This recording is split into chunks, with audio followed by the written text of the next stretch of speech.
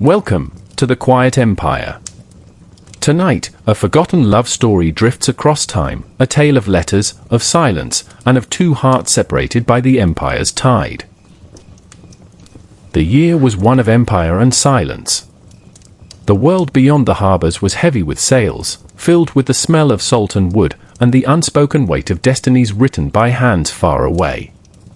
In the quiet glow of the setting sun, a young officer stood upon the pier, his coat pressed, his tricorn hat shadowing his eyes, a feather rising like a reminder of fragile honor. His name was Elias Marrow, and though history would remember him only as a servant of the crown, tonight his story belonged not to the empire, but to the letters he never sent. The river stretched out before him, carrying whispers from faraway colonies and silent stories that clung to every ripple of water. Behind him, the town was alive with muted voices, merchants closing their stalls, children chasing echoes in the streets, and church bells announcing an evening that would pass like all others. Yet for Elias, the world had shifted. For within his coat, pressed against his chest, was a folded parchment stained with the faintest trace of perfume. A letter that spoke not of duty, but of love. He thought of her face in candlelight, her hands brushing across his as if time itself could pause between their touch. He thought of her voice, soft as dusk, promising that love could outlast distance. And yet, the empire demanded his silence, demanded that he sail away into an ocean of orders and loyalty. It was in this twilight, standing between water and land, between crown and heart, that Elias Marrow's journey began. Before the pier, before the letter pressed against his chest, there was a moment. A moment so quiet it could have been lost to time, and yet it would linger like a hidden flame in Elias's memory. It was the evening of midsummer, the town alive with music and lanterns strung across the square. He had been posted to the colony only weeks before, another nameless officer among dozens, sworn to maps and orders, not to dreams. But then he saw her. She was standing beneath the lantern light, her hands arranging fresh-cut flowers at her family's stall. No words passed between them that night, only the brush of eyes meeting, then pulling away like tides refusing to stay. And yet Elias felt it, the silent pull that belonged not to duty, but to the heart. In the weeks that followed, their paths crossed in fragments, a glance at the well, a shadow on the cobblestones, the sound of laughter carried by the wind. No empire could mark such encounters, no chronicle would record them. But within Elias, each moment carved itself deeper than any order he had ever signed. He would later call it fate, though at the time, it felt like nothing more than a hesitation, a pause, a breath shared between strangers. Love in those days did not begin with words spoken aloud, but with ink that carried the weight of silence. Elias could not stand in the open square and declare what stirred within him. The empire had no room for distractions, and men in uniform were meant to be carved from stone, not from longing. And yet, his heart betrayed him. The first letter he left was slipped between the stems of lilies at her family's stall. Nothing more than a line, unsigned, but heavy with truth, some things the empire cannot command. Clara found it as dusk settled, her fingers trembling over the script. She did not smile, not at first, for the world was cruel to women who answered hearts with hearts. But days later, as Elias returned from duty, he discovered a ribbon scrap folded into the buckle of his satchel. The ink was careful, the word small, some things the heart cannot resist. From that evening, their world grew in silence. He wrote by candlelight, careful not to let the ink smear, careful not to let the captain see his distracted hand.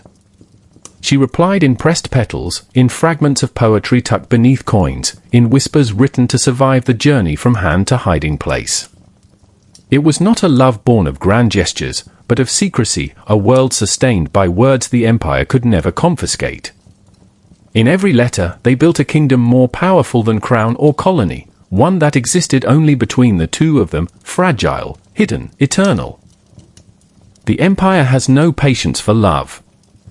Its orders arrive with the blunt certainty of ink and wax, unbending, unmerciful.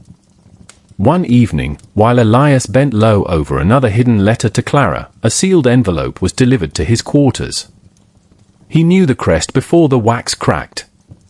Within its folds was destiny, signed and dated, a command to depart with the next tide, to cross the ocean and serve the crown where war whispered along distant borders. The letter fell heavy in his hand, though lighter than the silence it carried. He thought of Clara as he read each line, of the fragility of what they had built in shadows. He had once believed that paper could hold the weight of eternity, but now he realized how easily words could be lost to waves and storms. The Empire demanded obedience, the heart demanded defiance. Elias stood between them, neither loyal nor free, his chest heavy with a choice he could not name aloud. That night, beneath the watch of pale moonlight, he carried the news to her. He found Clara in the garden behind her family's home, where vines tangled against the stone walls and the air smelled of earth after rain. He did not speak of orders at first. He only placed the Empire's seal in her palm, and in the silence that followed, both of them knew that the world they had built in ink would soon be torn apart by tide and crown. When words are threatened by distance, they cling to the night with desperate honesty. Elias and Clara stood together in the stillness of the garden, their faces pale in the silver wash of moonlight. For the first time, their love was spoken aloud, trembling yet unbroken. She whispered that every letter she had written was not ink but pieces of her soul, and that without him, she feared the world would turn hollow. He admitted, voice rough with restraint, that no empire, no ocean, no command could strip her from his heart. The world beyond the walls was silent, no merchants, no soldiers, no voices of authority, only the two of them, suspended in a night that felt as fragile as glass. They did not promise eternity, for eternity belonged to kings and crowns. Instead, they promised memory. That no matter where the tide carried him, no matter how far the empire stretched its reach, they would carry this night as a lantern within the dark. Their hands met, trembling but firm, and for one fleeting moment, the empire did not exist. There was only Elias and Clara, the garden and the moon, two hearts beating against the silence of the world. When dawn came, he would sail. But in that hour, they belonged to no one but themselves. Dawn arrived not with light, but with the groan of ropes and the call of gulls. The harbour was restless, sails unfurling like pale ghosts against the morning sky. Soldiers gathered in neat rows, their boots echoing against cobblestone, while families huddled in silence, clutching the last threads of touch and presence before the tide carried everything away. Among them stood Elias, his uniform polished, his gaze fixed not on the ship but on the edge of the crowd where Clara lingered. She did not weep, though her eyes held the storm he carried within himself. Between them was a distance measured not in steps but in inevitability. He longed to rush toward her, to seize her hand one last time, but the Empire's gaze was heavy, and a soldier could not falter. Instead, he pressed his hand to his chest, to the place where her last letter rested, and let the gesture speak what lips could not. Clara's fingers rose to mirror his, touching her own heart, and in that silent exchange, a vow was made that love would endure, even when flesh and voice could not. The horn blew. The tide pulled. Elias climbed the gangplank, each step heavier than the last, until the harbour shrank behind him into a blur of faces and lanterns. The sails rose like wings, and with a groan, the ship surrendered itself to the current. Clara's figure grew smaller, swallowed by distance, until she was nothing more than memory painted against the morning haze. The Empire had taken him. But it could not take the night they had carved into eternity. The sea does not comfort, it devours. Weeks turned to months as Elias sailed across waters that stretched farther than memory could hold. The days were filled with drills, with charts and commands, with the dull rhythm of duty.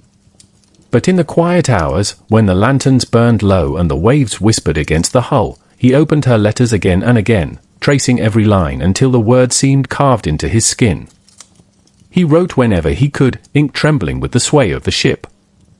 Pages filled with longing, with fragments of dreams, with questions he knew might never reach her. For the ocean was cruel, it swallowed letters as easily as it swallowed ships.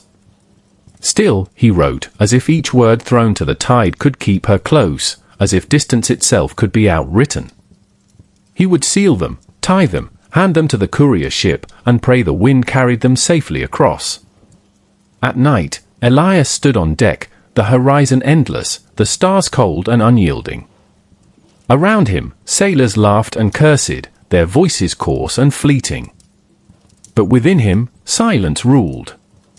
The empire demanded his body, the ocean tested his spirit. Yet in his chest burned a lantern that distance could not extinguish. Every star he saw, he imagined she saw too. And in that fragile thought, Elias endured the silence of the sea.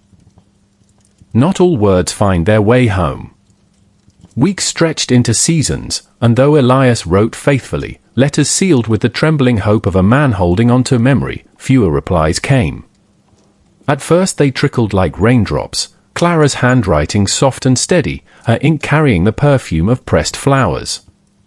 But then the silence grew longer. Couriers were lost to storms, ships vanished into mist, and the ocean swallowed what the heart had so carefully shaped.